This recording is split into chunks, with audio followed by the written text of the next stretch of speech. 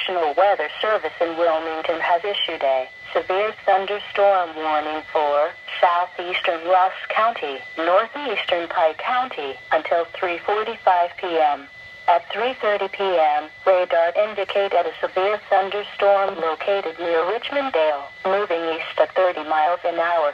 Storm hazards include winds to 60 miles an hour, quarter-size hail. The severe thunderstorm will affect mainly rural areas of northeastern Pike and southeastern Rusk counties, including Londonderry.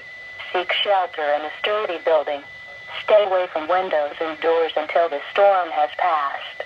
To report severe weather, go to our website at weather.gov/ILN and submit a report via social media when you can do so safely.